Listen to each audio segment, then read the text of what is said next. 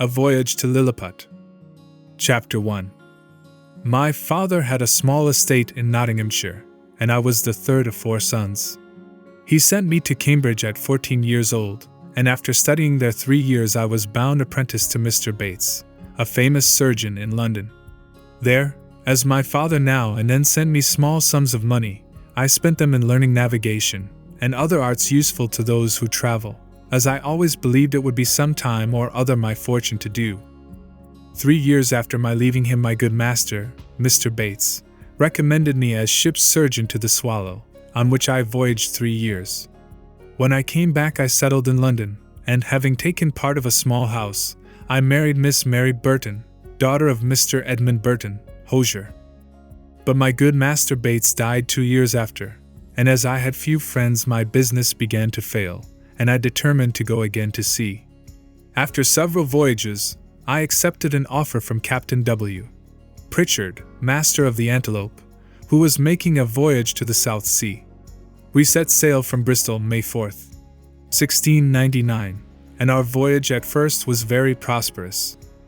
But in our passage to the East Indies we were driven by a violent storm to the northwest of Van Diemen's Land. 12 of our crew died from hard labor and bad food, and the rest were in a very weak condition. On the 5th of November, the weather being very hazy, the seamen spied a rock within 120 yards of the ship, but the wind was so strong that we were driven straight upon it, and immediately split. 6 of the crew, of whom I was one, letting down the boat, got clear of the ship, and we rowed about 3 leagues, till we could work no longer. We therefore trusted ourselves to the mercy of the waves, and in about half an hour the boat was upset by a sudden squall. What became of my companions in the boat, or those who escaped on the rock or were left in the vessel, I cannot tell, but I conclude they were all lost. For my part, I swam as fortune directed me, and was pushed forward by wind and tide, but when I was able to struggle no longer I found myself within my depth. By this time the storm was much abated. I reached the shore at last, about 8 o'clock in the evening, and advanced nearly half a mile inland, but could not discover any sign of inhabitants. I was extremely tired, and with the heat of the weather I found myself much inclined to sleep. I lay down on the grass, which was very short and soft, and slept sounder than ever I did in my life for about 9 hours. When I woke, it was just daylight. I attempted to rise, but could not, for as I happened to be lying on my back, I found my arms and legs were fastened on each side to the ground, and my hair, which was long and thick, tied down in the same manner. I could only look upward. The sun began to grow hot, and the light hurt my eyes. I heard a confused noise about me, but could see nothing except the sky. In a little time I felt something alive and moving on my left leg, which, advancing gently over my breast, came almost up to my chin, when, bending my eyes downward, I perceived it to be a human creature, not 6 inches high, with a bow and arrow in his hands, and a quiver at his back. In the meantime I felt at least 40 more following the first. I was in the utmost astonishment, and roared so loud that they all ran back in a fright, and some of them were hurt with the falls they got by leaping from my sides upon the ground. However, they soon returned, and one of them, who ventured so far as to get a full sight of my face, lifted up his hands in admiration. I lay all this while in great uneasiness, but at length, struggling to get loose, I succeeded in breaking the strings that fastened my left arm to the ground, and at the same time, with a violent pull that gave me extreme pain, I a little loosened the strings that tied down my hair, so that I was just able to turn my head about 2 inches.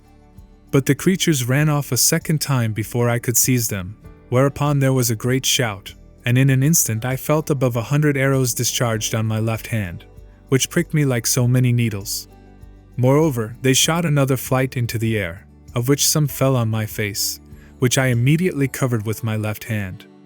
When this shower of arrows was over I groaned with grief and pain, and then, striving again to get loose, they discharged another flight of arrows larger than the first, and some of them tried to stab me with their spears, but by good luck I had on a leather jacket, which they could not pierce.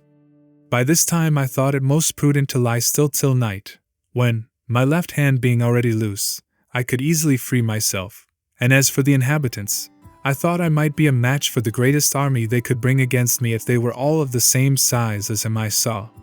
When the people observed that I was quiet, they discharged no more arrows, but by the noise I heard I knew that their number was increased, and about 4 yards from me, for more than an hour, there was a knocking, like people at work. Then, turning my head that way as well as the pegs and strings would let me, I saw a stage set up, about 1.5 feet from the ground, with 2 or 3 ladders to mount it. From this, one of them, who seemed to be a person of quality, made me a long speech, of which I could not understand a word, though I could tell from his manner that he sometimes threatened me, and sometimes spoke with pity and kindness. I answered in few words, but in the most submissive manner, and being almost famished with hunger, I could not help showing my impatience by putting my finger frequently to my mouth, to signify that I wanted food. He understood me very well, and descending from the stage, commanded that several ladders should be set against my sides, on which more than 100 of the inhabitants mounted, and walked toward my mouth with baskets full of food, which had been sent by the king's orders when he first received tidings of me. There were legs and shoulders like mutton, but smaller than the wings of a lark. I ate them 2 or 3 at a mouthful, and took 3 loaves at a time. They supplied me as fast as they could, with 1,000 marks of wonder at my appetite. I then made a sign that I wanted something to drink. They guessed that a small quantity would not suffice me, and being a most ingenious people, they slung up one of their largest hogsheads, then rolled it toward my hand, and beat out the top. I drank it off at a draught, which I might well do, for it did not hold half a pint. They brought me a second hogshead, which I drank, and made signs for more, but they had none to give me. However, I could not wonder enough at the daring of these tiny mortals, who ventured to mount and walk upon my body, while one of my hands was free, without trembling at the very sight of so huge a creature as I must have seemed to them. After some time there appeared before me a person of high rank from His Imperial Majesty. His Excellency, having mounted my right leg, advanced to my face, with about 12 of his retinue, and spoke about 10 minutes, often pointing forward, which, as I afterward found, was toward the capital city, about half a mile distant, whither it was commanded by His Majesty that I should be conveyed. I made a sign with my hand that was loose, putting it to the other, but over His Excellency's head, for fear of hurting him or his train, to show that I desired my liberty. He seemed to understand me well enough, for he shook his head, though he made other signs to let me know that I should have meat and drink enough, and very good treatment. Then I once more thought of attempting to escape, but when I felt the smart of their arrows on my face and hands, which were all in blisters, and observed likewise that the number of my enemies increased, I gave tokens to let them know that they might do with me what they pleased. Then they daubed my face and hands with a sweet-smelling ointment, which in a few minutes removed all the smarts of the arrows. The relief from pain and hunger made me drowsy, and presently I fell asleep. I slept about 8 hours, as I was told afterward, and it was no wonder, for the physicians, by the Emperor's orders, had mingled a sleeping draught in the hogsheads of wine. It seems that, when I was discovered sleeping on the ground after my landing, the Emperor had early notice of it, and determined that I should be tied in the manner I have related, which was done in the night, while I slept, that plenty of meat and drink should be sent me, and a machine prepared to carry me to the capital city. 500 carpenters and engineers were immediately set to work to prepare the engine. It was a frame of wood, raised 3 inches from the ground, about 7 feet long and 4 wide, moving upon 22 wheels. But the difficulty was to place me on it. 80 poles were erected for this purpose, and very strong cords fastened to bandages which the workmen had tied round my neck, hands, body, and legs. 900 of the strongest men were employed to draw up these cords by pulleys fastened on the poles, and in less than 3 hours I was raised and slung into the engine, and there tied fast. 1,500 of the Emperor's largest horses, each about 4.5 inches high, were then employed to draw me toward the capital. But while all this was done I still lay in a deep sleep, and I did not wake till 4 hours after we began our journey. The Emperor and all his court came out to meet us when we reached the capital, but his great officials would not suffer His Majesty to risk his person by mounting on my body. Where the carriage stopped there stood an ancient temple, supposed to be the largest in the whole kingdom, and here it was determined that I should lodge. Near the great gate, through which I could easily creep, they fixed 91 chains, like those which hang to a lady's watch, which were locked to my left leg with 36 padlocks, and when the workmen found it was impossible for me to break loose, they cut all the strings that bound me. Then I rose up, feeling as melancholy as ever I did in my life. But the noise and astonishment of the people on seeing me rise and walk were inexpressible. The chains that held my left leg were about 2 yards long, and gave me not only freedom to walk backward and forward in a semicircle, but to creep in and lie at full length inside the temple. The emperor, advancing toward me from among his courtiers, almost magnificently clad, surveyed me with great admiration, but kept beyond the length of my chain. He was taller by about the breadth of my nail than any of his court, which alone was enough to strike awe into the beholders, and graceful and majestic.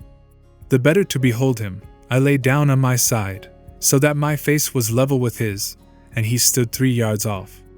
However, I have had him since many times in my hand, and therefore cannot be deceived. His dress was very simple, but he wore a light helmet of gold, adorned with jewels and a plume. He held his sword drawn in his hand, to defend himself if I should break loose. It was almost 3 inches long, and the hilt was of gold, enriched with diamonds. His voice was shrill, but very clear. His Imperial Majesty spoke often to me, and I answered, but neither of us could understand a word. Chapter 2.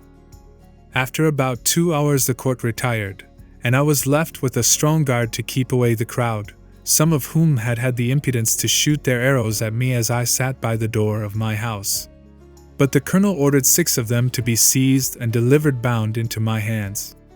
I put 5 of them into my coat pocket, and as to the 6th, I made a face as if I would eat him alive. The poor man screamed terribly, and the colonel and his officers were much distressed, especially when they saw me take out my penknife.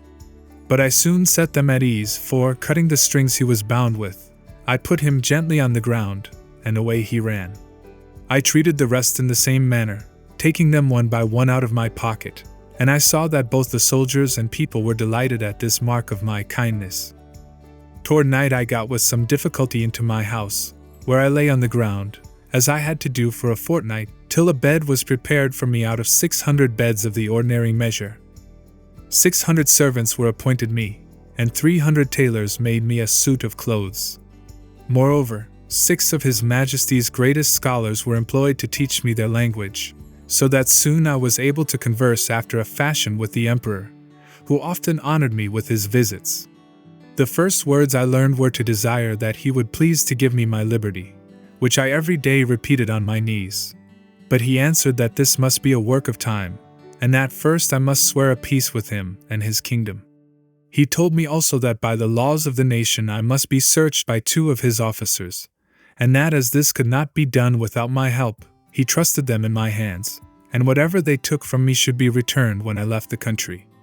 I took up the 2 officers, and put them into my coat pockets. These gentlemen, having pen, ink, and paper about them, made an exact list of everything they saw, which I afterward translated into English, and which ran as follows. In the right coat pocket of the great man mountain we found only one great piece of coarse cloth, large enough to cover the carpet of your Majesty's chief room of state. In the left pocket we saw a huge silver chest, with a silver cover, which we could not lift. We desired that it should be opened, and one of us stepping into it found himself up to the mid-leg in a sort of dust, some of which flying into our faces sent us both into a fit of sneezing. In his right waistcoat pocket we found a number of white thin substances, folded one over another, about the size of 3 men, tied with a strong cable, and marked with black figures, which we humbly conceived to be writings. In the left there was a sort of engine, from the back of which extended 20 long poles, with which, we conjecture, the man-mountain combs his head. In the smaller pocket on the right side were several round flat pieces of white and red metal, of different sizes. Some of the white, which appeared to be silver, were so large and heavy that my comrade and I could hardly lift them.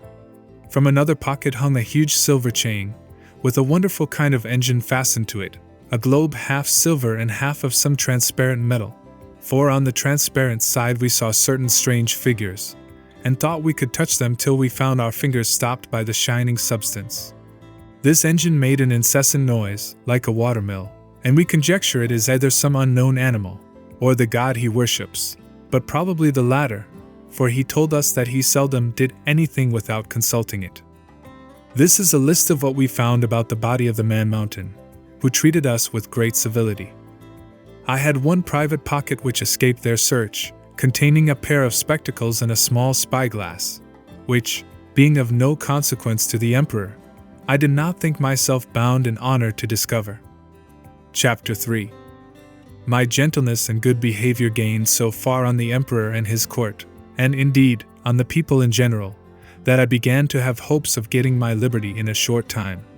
The natives came by degrees to be less fearful of danger from me. I would sometimes lie down and let 5 or 6 of them dance on my hand, and at last the boys and girls ventured to come and play at hide-and-seek in my hair.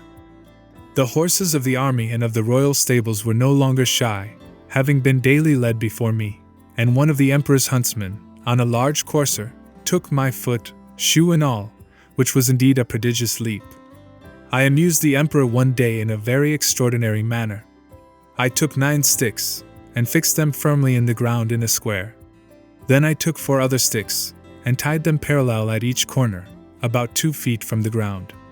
I fastened my handkerchief to the 9 sticks that stood erect, and extended it on all sides till it was as tight as the top of a drum, and I desired the emperor to let a troop of his best horse, 24 in number, come and exercise upon this plain. His Majesty approved of the proposal, and I took them up one by one, with the proper officers to exercise them. As soon as they got into order they divided into 2 parties, discharged blunt arrows, drew their swords, fled and pursued, and, in short, showed the best military discipline I ever beheld. The parallel sticks secured them and their horses from falling off the stage, and the emperor was so much delighted that he ordered this entertainment to be repeated several days, and persuaded the empress herself to let me hold her in her chair within 2 yards of the stage, whence she could view the whole performance. Fortunately no accident happened. Only once a fiery horse, pawing with his hoof, struck a hole in my handkerchief, and overthrew his rider and himself. But I immediately relieved them both, and covering the hole with one hand, I set down the troop with the other as I had taken them up.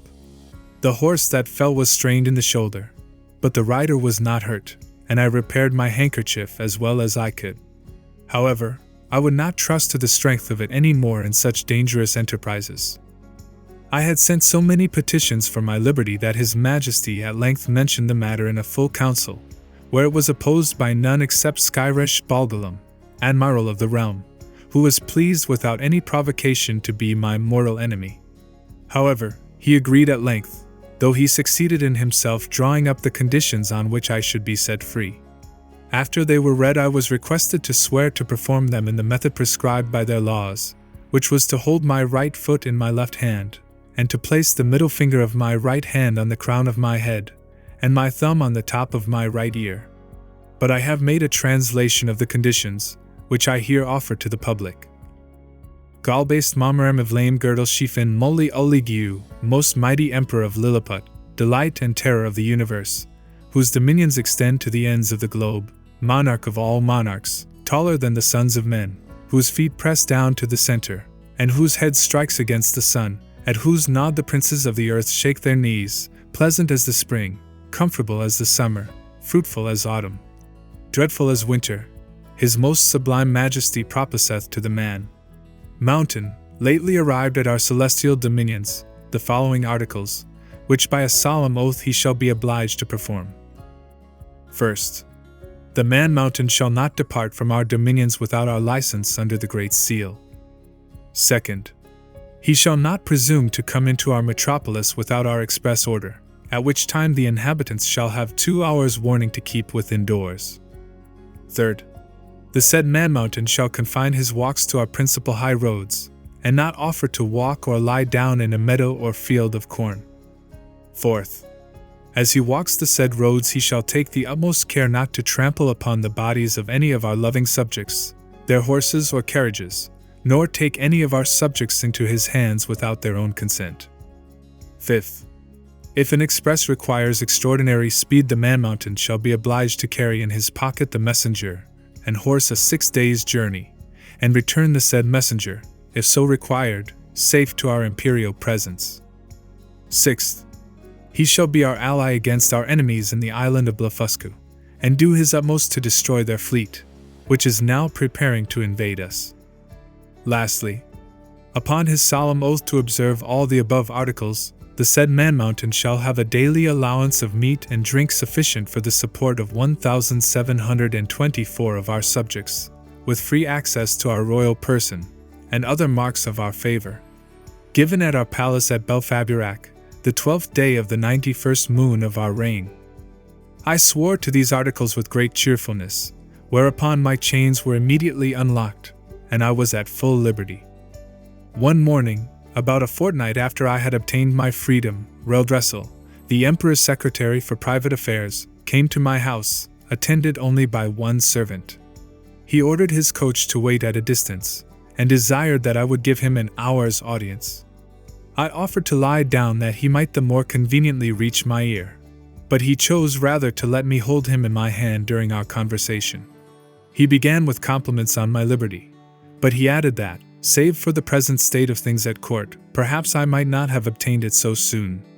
For, he said, however flourishing we may seem to foreigners, we are in danger of an invasion from the island of Blefuscu, which is the other great empire of the universe, almost as large and as powerful as this of His Majesty.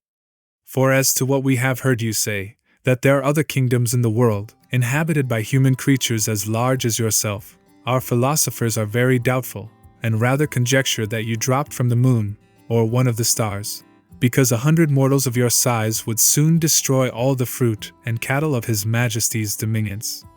Besides, our histories of 6,000 moons make no mention of any other regions than the two mighty empires of Lilliput and Blefuscu, which, as I was going to tell you, are engaged in a most obstinate war, which began in the following manner. It is allowed on all hands that the primitive way of breaking eggs was upon the larger end, but His present Majesty's grandfather, while he was a boy, going to eat an egg, and breaking it according to the ancient practice, happened to cut one of his fingers.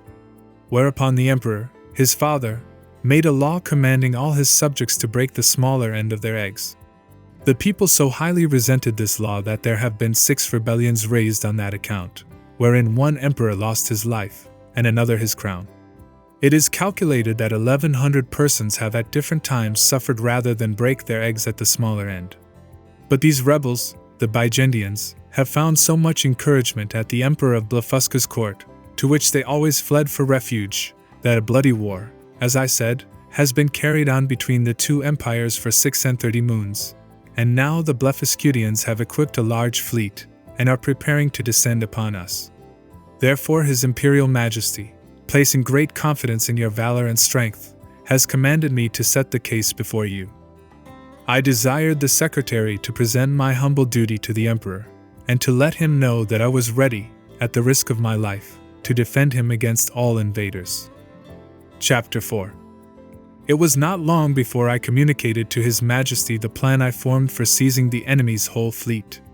The Empire of Blefuscu is an island parted from Lilliput only by a channel 800 yards wide.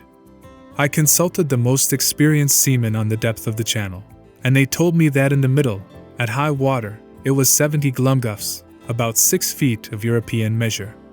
I walked toward the coast, where, lying down behind a hillock, I took out my spyglass, and viewed the enemy's fleet at anchor, about 50 men of war, and other vessels. I then came back to my house and gave orders for a great quantity of the strongest cables and bars of iron. The cable was about as thick as packthread, and the bars of the length and size of a knitting needle.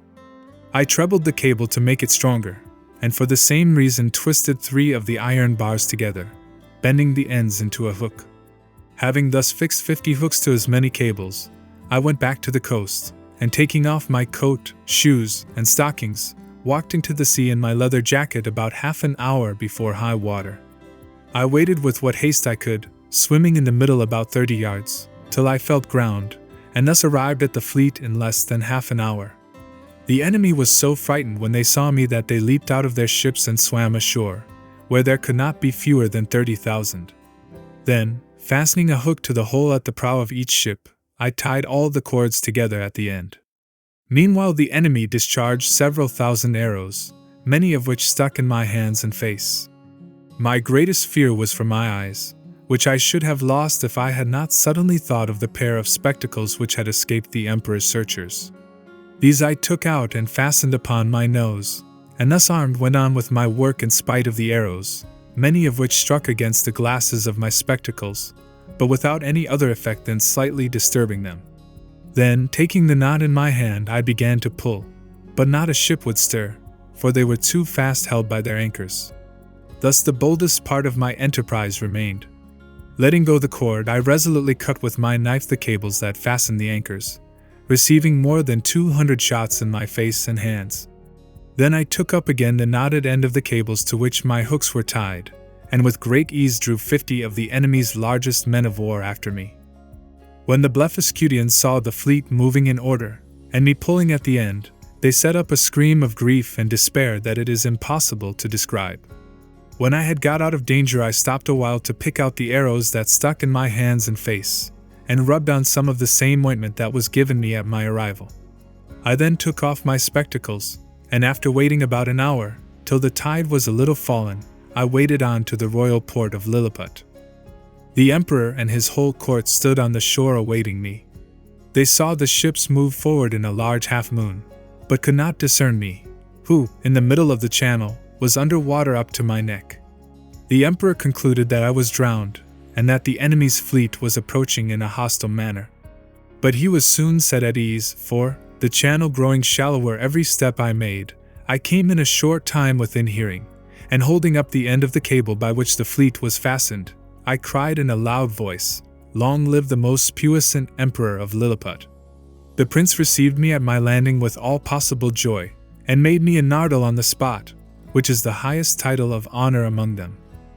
His Majesty desired that I would take some opportunity to bring all the rest of his enemies' ships into his ports, and seemed to think of nothing less than conquering the whole empire of Blefuscu, and becoming the sole monarch of the world.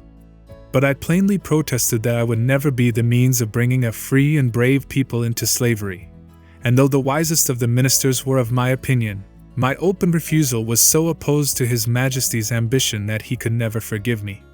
And from this time a plot began between himself and those of his ministers who were my enemies, that nearly ended in my utter destruction.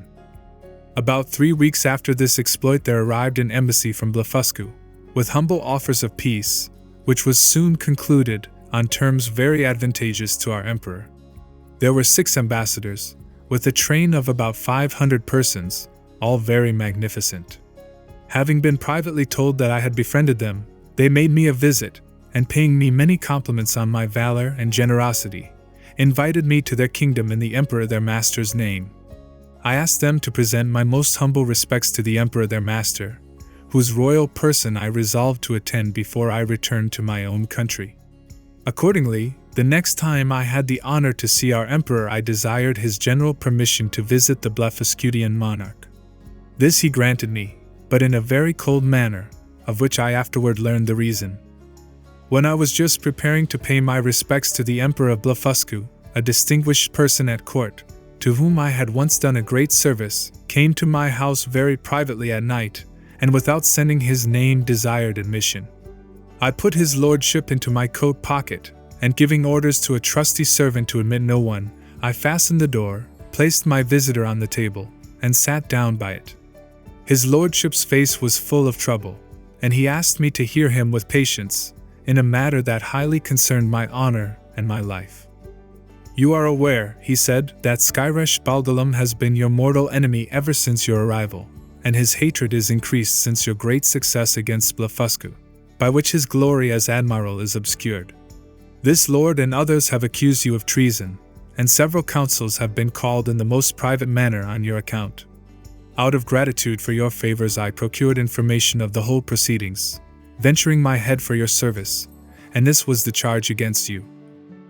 First, that you, having brought the imperial fleet of Blefuscu into the royal port, were commanded by His Majesty to seize all the other ships, and put to death all the Bigendian exiles, and also all the people of the empire who would not immediately consent to break their eggs at the smaller end. And that, like a false traitor to His Most Serene Majesty, you excused yourself from the service on pretense of unwillingness to force the consciences and destroy the liberties and lives of an innocent people. Again, when ambassadors arrived from the court of Blefuscu, like a false traitor, you aided and entertained them, though you knew them to be servants of a prince lately in open war against His Imperial Majesty. Moreover, you are now preparing, contrary to the duty of a faithful subject, to voyage to the court of Blefuscu.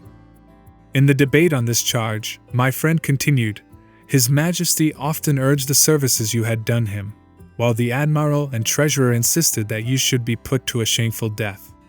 But Reldressel, Secretary for Private Affairs, who has always proved himself your friend, suggested that if His Majesty would please to spare your life and only give orders to put out both your eyes, justice might in some measure be satisfied.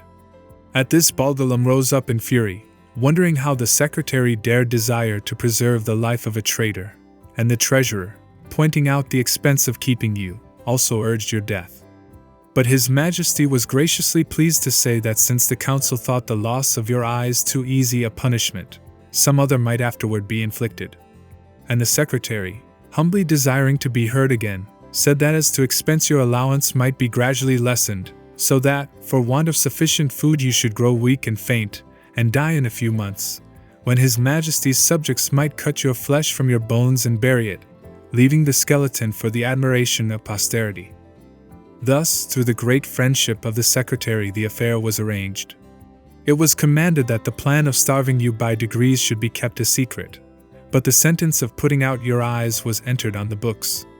In 3 days your friend the secretary will come to your house and read the accusation before you, and point out the great mercy of His Majesty, that only condemns you to the loss of your eyes, which, he does not doubt, you will submit to humbly and gratefully. 20 of His Majesty's surgeons will attend, to see the operation well performed, by discharging very sharp-pointed arrows into the balls of your eyes as you lie on the ground. I leave you, said my friend, to consider what measures you will take, and to escape suspicion, I must immediately return, as secretly as I came. His lordship did so, and I remained alone, in great perplexity. At first I was bent on resistance, for while I had liberty I could easily with stones pelt the metropolis to pieces. But I soon rejected that idea with horror, remembering the oath I had made to the emperor, and the favors I had received from him. At last, having His Majesty's leave to pay my respects to the Emperor of Blefuscu, I resolved to take this opportunity. Before the 3 days had passed I wrote a letter to my friend the secretary telling him of my resolution, and without waiting for an answer, went to the coast, and entering the channel, between wading and swimming reached the port of Blefuscu, where the people, who had long expected me, led me to the capital. His Majesty, with the royal family and great officers of the court, came out to receive me, and they entertained me in a manner suited to the generosity of so great a prince. I did not, however, mention my disgrace with the Emperor of Lilliput, since I did not suppose that prince would disclose the secret while I was out of his power. But in this, it soon appeared I was deceived. Chapter 5. 3 days after my arrival, walking out of curiosity to the northeast coast of the island, I observed at some distance in the sea something that looked like a boat overturned. I pulled off my shoes and stockings, and wading 200 or 300 yards, I plainly saw it to be a real boat, which I supposed might by some tempest have been driven from a ship. I returned immediately to the city for help, and after a huge amount of labor I managed to get my boat to the royal port of Blefuscu, where a great crowd of people appeared, full of wonder at sight of so prodigious a vessel. I told the emperor that my good fortune had thrown this boat in my way to carry me to some place whence I might return to my native country, and begged his orders for materials to fit it up, and leave to depart, which, after many kindly speeches, he was pleased to grant. Meanwhile the Emperor of Lilliput, uneasy at my long absence, but never imagining that I had the least notice of his designs, sent a person of rank to inform the Emperor of Blefuscu of my disgrace. This messenger had orders to represent the great mercy of his master, who was content to punish me with the loss of my eyes, and who expected that his brother of Blefuscu would have me sent back to Lilliput, bound hand and foot, to be punished as a traitor. The Emperor of Blefuscu answered with many civil excuses. He said that as for sending me bound, his brother knew it was impossible. Moreover, though I had taken away his fleet, he was grateful to me for many good offices I had done him in making the peace. But that both their majesties would soon be made easy, for I had found a prodigious vessel on the shore, able to carry me on the sea, which he had given orders to fit up, and he hoped in a few weeks both empires would be free from me. With this answer the messenger returned to Lilliput, and I, though the monarch of Blefuscu secretly offered me his gracious protection if I would continue in his service, hastened my departure, resolving never more to put confidence in princes. In about a month I was ready to take leave. The Emperor of Blefuscu, with the Empress and the royal family, came out of the palace, and I lay down on my face to kiss their hands, which they graciously gave me. His Majesty presented me with 50 purses of sprugs, their greatest gold coin, and his picture at full length, which I put immediately into one of my gloves, to keep it from being hurt. Many other ceremonies took place at my departure. I stored the boat with meat and drink, and took 6 cows and 2 bulls alive, with as many ewes and rams, intending to carry them into my own country, and to feed them on board. I had a good bundle of hay and a bag of corn. I would gladly have taken a dozen of the natives, but this was a thing the emperor would by no means permit, and besides a diligent search into my pockets, his Majesty pledged my honor not to carry away any of his subjects, though with their own consent and desire. Having thus prepared all things as well as I was able, I set sail. When I had made 24 leagues, by my reckoning, from the island of Blefuscu, I saw a sail steering to the northeast. I hailed her, but could get no answer, yet I found I gained upon her, for the wind slackened, and in half an hour she spied me, and discharged a gun. I came up with her between 5 and 6 in the evening, September 26, 1701. But my heart leaped within me to see her English colors. I put my cows and sheep into my coat pockets, and got on board with all my little cargo. The captain received me with kindness, and asked me to tell him what place I came from last, but at my answer he thought I was raving. However, I took my black cattle and sheep out of my pocket, which, after great astonishment, clearly convinced him. We arrived in England on the 13th of April, 1702.